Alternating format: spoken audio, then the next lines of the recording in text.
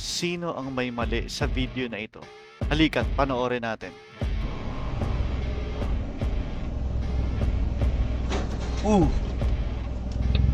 Ang sagot, yung nakamotor. Bakit? Halika, ipapaliwanag ko. Makikita sa video na ito na may SUV na tatawid sa kabilang lane nang may biglang sumulpot na nakamotor. Makikita dito na ito ay isang solid white line. Ito yung linya na naghahati sa dalawang opposite lanes. At makikita natin dito na wala na sa linya yung motor. Kaya siya nasa pool ng SUV.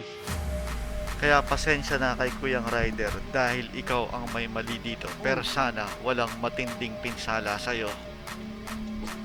Kaya mga Dre, sino ang may mali dito? Yung naka-motor o yung naka-SUV? Sabihin nyo ang mga opinion nyo sa comment section. Kaya ang lagi namin tayo mag-ingat sa pagmamaneho dahil may pamilyang nag-aantay sa'yo. Maraming salamat.